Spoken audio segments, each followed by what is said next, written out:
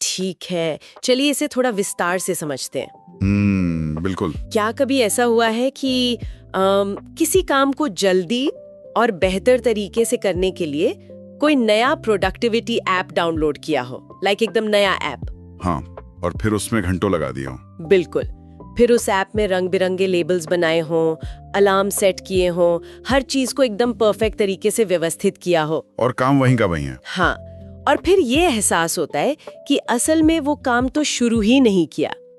सच कहूँ तो मतलब हम में से कई लोग ये मान बैठे कि काम को टालने का मतलब सिर्फ काउच पर लेटकर टीवी देखना है, जो कि सच नहीं है ना? एकदम नहीं। लेकिन आज हम जिस बात पर चर्चा करने वाले हैं वो हमारे इस भ्रम को पूरी तरह तोड़ देगी।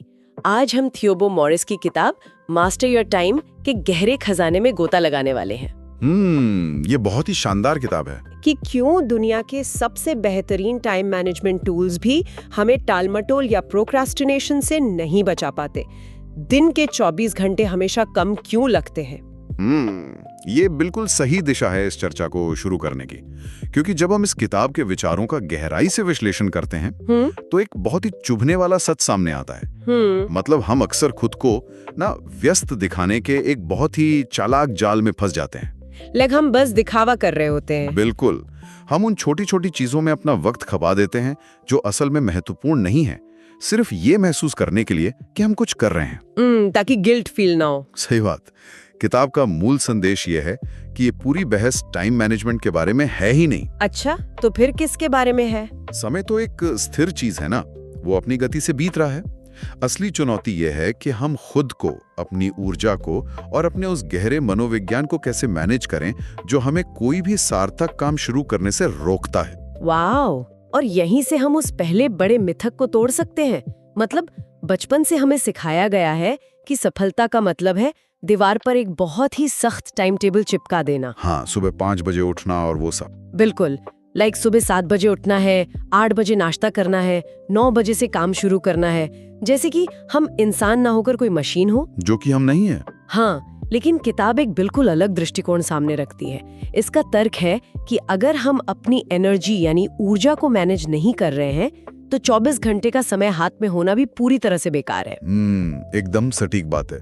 इसे इस तरह से समझिए, मान लीजिए आपके पास दुनिया की सबसे बेहतरीन और तेज कार है और आपके पास उस कार को चलाने के लिए पूरा दिन है, समय भरपूर है। ठीक है, लेकिन अगर उस कार में ईंधन ही नहीं है तो वो 1 इंच भी आगे नहीं बढ़ेगी, है ना? बिना फ्यूल के तो नहीं चलेगी। बिल्कुल।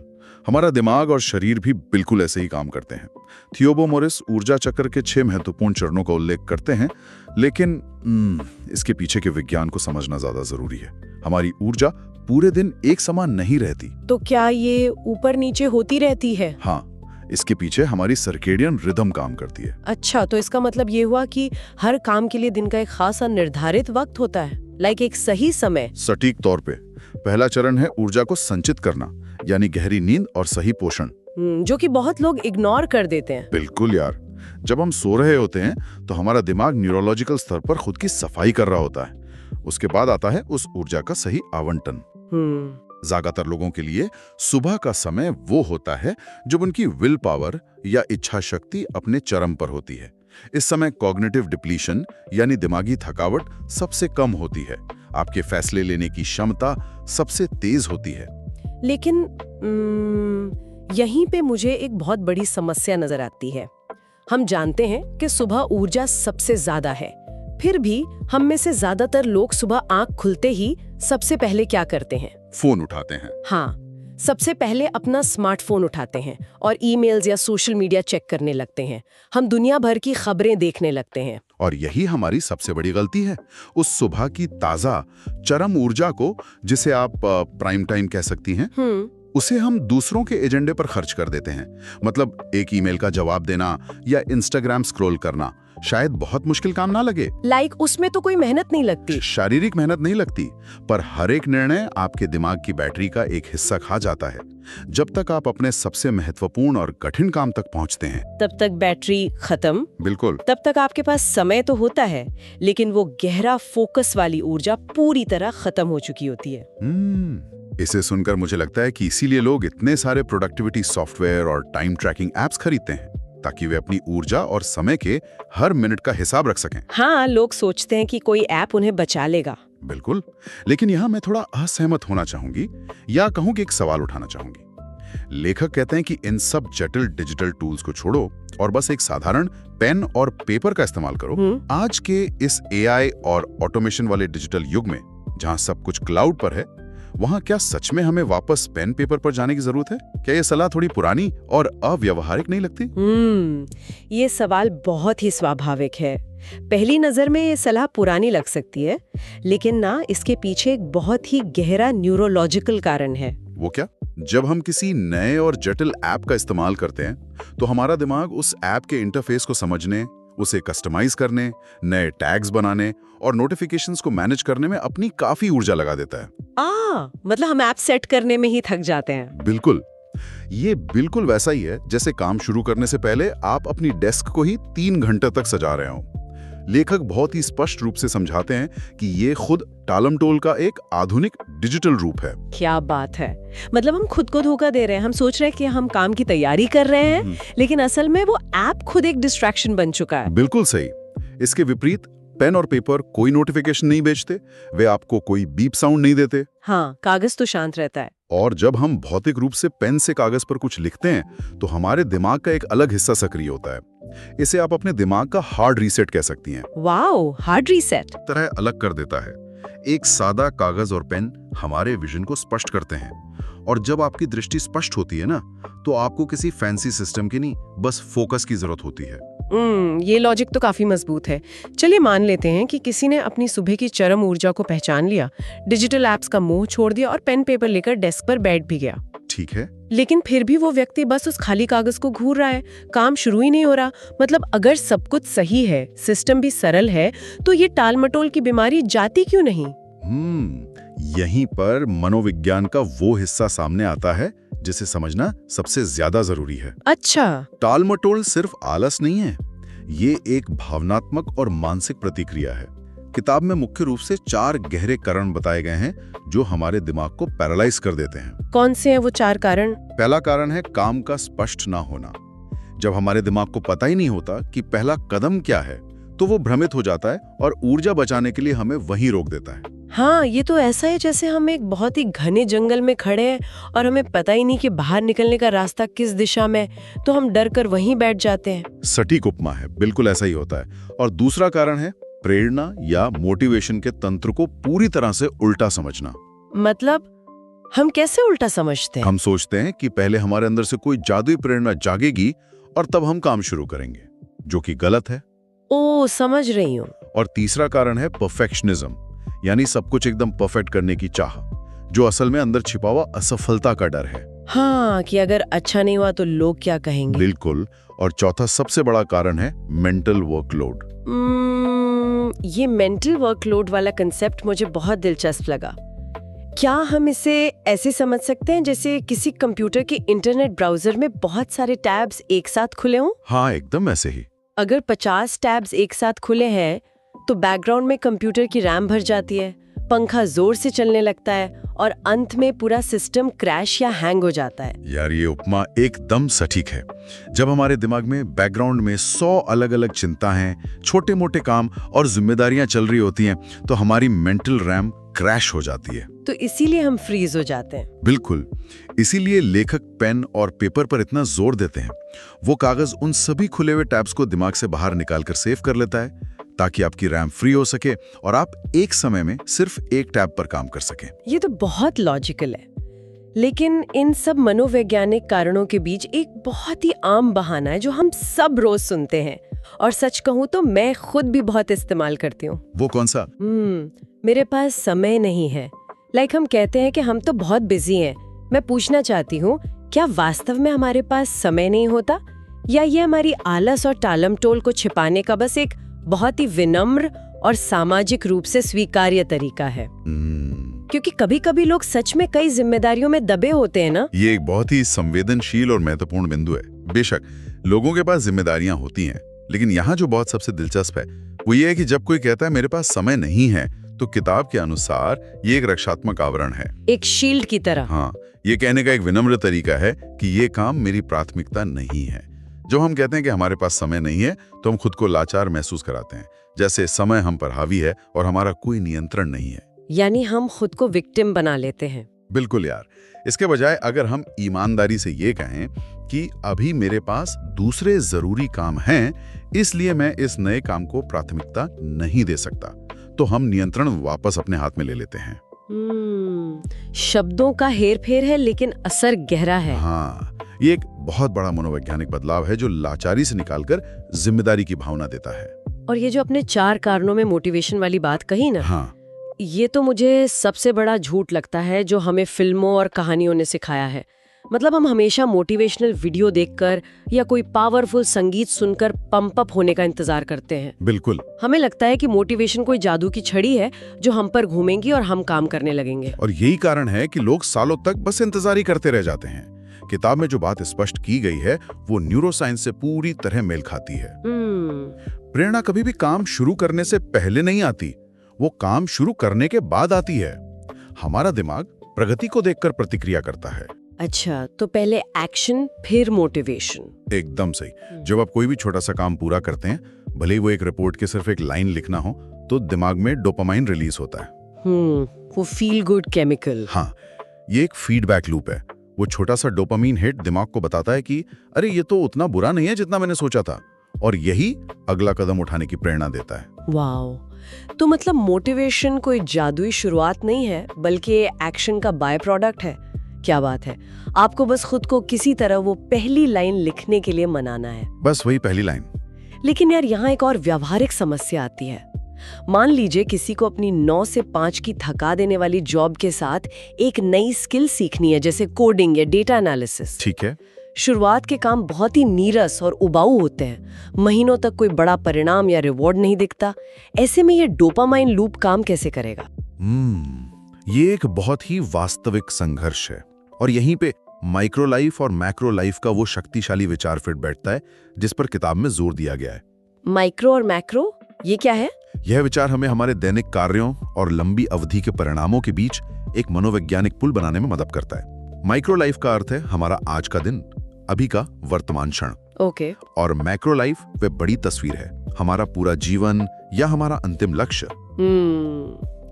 समस्या यह है कि हम अक्सर इन दोनों को अलग अलग करके देखते हैं, है ना?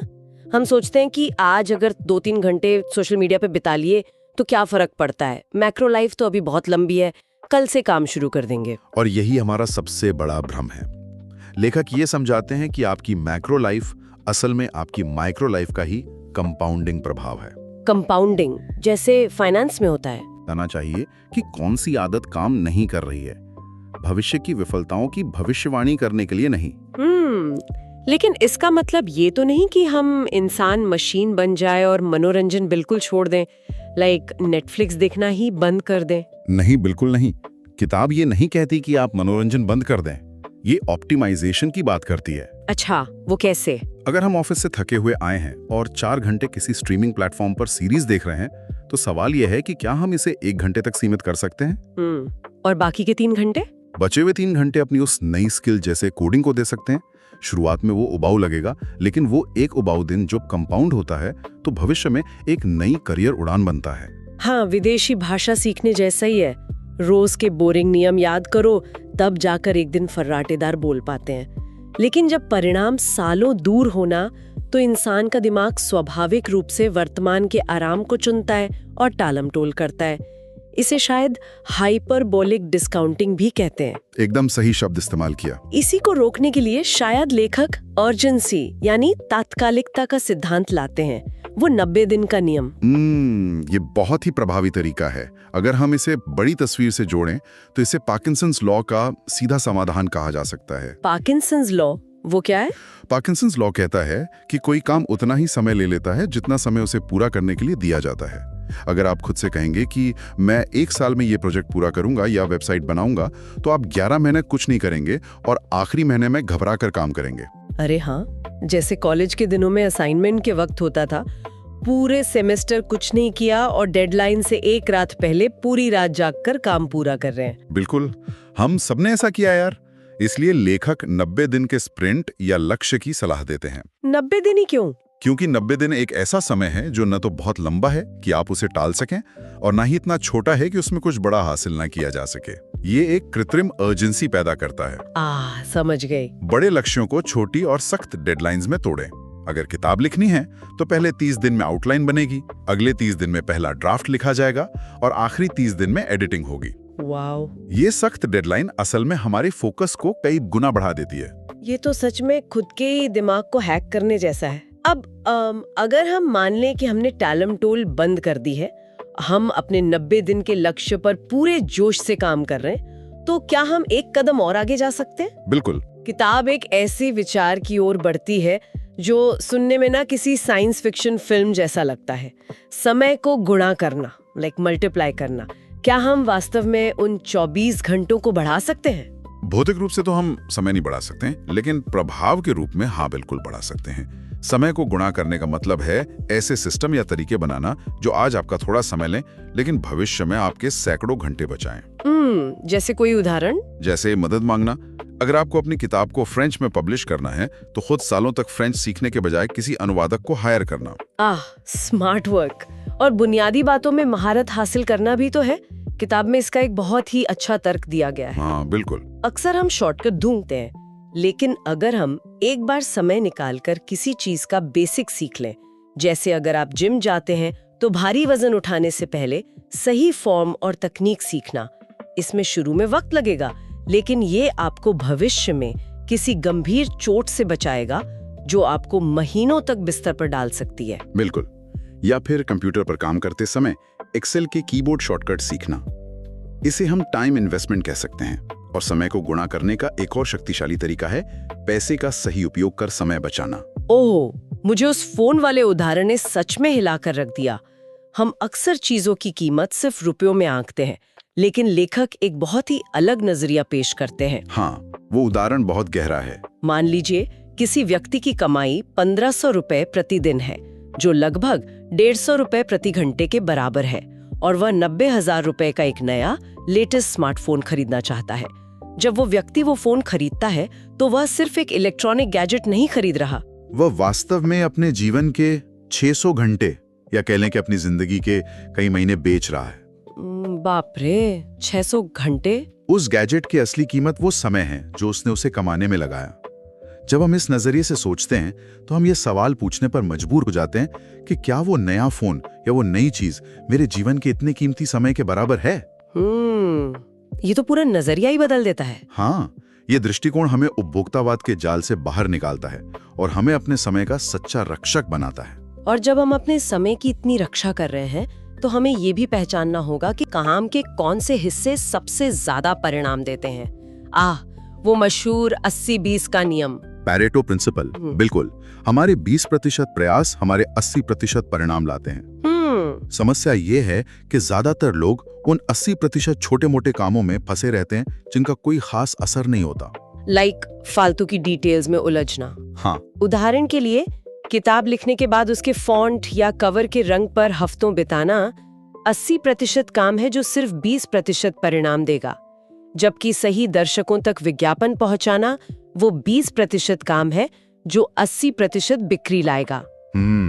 हमें उन 20% कार्यों की पहचान करनी होगी जो सच में सुई को आगे बढ़ाते हैं। बिल्कुल यार। और जब आप उन 20% सबसे महत्वपूर्ण कार्यों को पहचान लेते हैं, तब जाकर आपको जरूरत होती है उस जादुई मानसिक अवस्था की जिसे फ्लो स्टेट कहा जाता है। मैंने देखा है कि लोग इस शब्द का बहुत इस्तेमाल करते हैं कि मैं फ्लो में था और समय का पता ही नहीं चला। लेकिन न्यूरोलॉजिकल स्तर पर ये फ्लो स्टेट असल में है क्या? न्यूरोलॉजी की भाषा में फ्लो स्टेट को ट्रांजिएंट हाइपोफ्रंटैलिटी कहा जाता है। बाप रे, भारी शब्द है। हाँ, पर इसका मतलब आसान है। ये वो अवस्था है जब हमारे दिमाग के प्री फ्रंटल कॉर्टेक्स का वो हिस्सा जो लगातार हमारा मूल्यांकन करता है, हम पर शक करता है या भविष्य की चिंता करता है, वो थोड़ी देर के लिए शांत हो जाता है। मतलब हमारा इनर क्रिटिक या हमारे अंदर बैठा वो आलोचक जो हमेशा कहता है तुमसे नहीं होगा, वो चुप हो जाता है। एकदम सही। और जब वो चुप होता है तो हमारा पूरा दिमाग बिना किसी घर्षण के सिर्फ उस काम पर केंद्रित हो जाता है जो हमारे सामने है। ये उत्पादकता का चरम शिखर है। वाह। लेखक बताते हैं कि हम इस अवस्था का इंतजार नहीं कर सकते, हमें इसे जानबूझकर बनाना होगा। इसके लिए हमें ट्रिगर्स का उपयोग करना होगा। कैसे ट्रिगर्स? जैसे काम शुरू करने से पहले 5 मिनट ध्यान करना या एक खास तरह का इंस्ट्रूमेंटल संगीत सुनना। ये दिमाग को एक संकेत देता है कि अब गहरे फोकस का समय है। और मुझे लगता है कि सबसे बड़ा ट्रिगर तो उन व्याकुलताओं को हटाना ही है जिनके बारे में हमने शुरुआत में बात की थी। बिल्कुल। अगर आपका फोन हर 10 मिनट में नोटिफिकेशन की बीप करेगा तो आपका दिमाग कभी उस गहराई तक पहुंच ही नहीं पाएगा जहां वो इनर क्रिटिक शांत होता है। सही बात है। जब आपका दिमाग एक ही दिशा में बिना किसी बाहरी रुकावट के चलता है, तभी वो फ्लो स्टेट की उस गहराई में प्रवेश कर पाता है। 45 मिनट का गहरा फोकस घंटों के उथले काम से कहीं बेहतर है। तो अगर हम इस पूरी चर्चा के धागों को एक साथ पिरोएं, तो कहानी कुछ इस तरह बनती है। सबसे पहली बात, हम समय को नहीं बल्कि अपनी ऊर्जा को प्रबंधित करते हैं। अपनी प्राइम टाइम ऊर्जा को कभी भी व्याकुलताओं या तुच्छ कामों में बर्बाद नहीं करना चाहिए। दूसरी बात, मेरे पास समय नहीं है सिर्फ प्राथमिकता तय न करने का एक बहाना है। और सबसे बड़ी बात, प्रेरणा या मोटिवेशन कभी काम से पहले नहीं आती। छोटे से ही सही, लेकिन एक्शन लेने के बाद वो डोपामाइन हिट हमें आगे बढ़ाता है। हाँ, और अंत में डिजिटल एप्स के बजाय पेन और पेपर का उपयोग करके अपने दिमाग की रैम को खाली करना, 80-20 नियम से महत्वपूर्ण काम पहचानना और फिर हर रुकावट को हटाकर उस फ्लो स्टेट में गोता लगाना। बिल्कुल। अब जाते जाते एक ऐसा विचार है जिसने मुझे पिछले कुछ दिनों से बेचैन किया हुआ है। क्या है वो? और ये सीधा इस किताब के एक छोटे से हिस्से से जुड़ा है। किताब में सलाह दी गई है कि अपना फोकस और फ्लो बढ़ाने के लिए हमें खुद को बोर होने की अनुमति देनी चाहिए। खाली बैठने की अनुमति? हाँ, जरा इस पे गहराई से सोचिए। जब हम बोर होते हैं तो हमारा दिमाग एक डिफॉल्ट मोड नेटवर्क में जाता है, जहां रचनात्मकता, कल्पना और नए विचार जन्म लेते हैं। सही बात है। लेकिन आज के हमारे स्मार्टफोन, हमारे ये सोशल मीडिया एप्स, क्या ये जानबूझकर इस तरह डिजाइन नहीं किए गए हैं कि हम एक सेकंड के लिए भी बोर ना हो? जैसे ही बस में, लिफ्ट में या ट्रैफिक सिग्नल पर हमें हल्की सी भी बोरियत महसूस होती है, हमारा हाथ तुरंत जेब में जाता है और हम फोन निकाल लेते हैं। बिल्कुल, ये एक रिफ्लेक्स एक्शन बन गया है। शांत होने और नए विचार पैदा करने का मौका ही नहीं दे रही है। क्या हमारे फोन और एप्स सिर्फ हमारा ध्यान नहीं, बल्कि गहराई से सोचने और फ्लो स्टेट में जाने की हमारी सबसे बुनियादी क्षमता ही चुरा रहे हैं? ये तो बहुत ही गहरी और डराने वाली बात है ना? ये एक ऐसा सवाल है जो हम चाहेंगे कि कोई भी इसे सुनने वाला आज खुद से पूछे। जब अगली बार आपको बोरियत महसूस हो, तो तुरंत फोन उठाने के बजाय उस खालीपन को महसूस करने की कोशिश करें। हाँ, देखें कि आपका दिमाग आपको कहाँ ले जाता है। हमेशा की तरह इस गहरी और दिलचस्प चर्चा में हमारे साथ शामिल होने के लिए बहुत बहुत धन्यवाद। उम्मीद है कि ये रणनीतियां आपको अपने समय, अपनी ऊर्जा और अपने फोकस का सच्चा मास्टर बनने में मदद करेंगी। इन विचारों को अपने कल के दिन में लागू करने की कोशिश जरूर करें और अपने सबसे कीमती संसाधन यानी अपने समय का सही मूल्य पहचानें।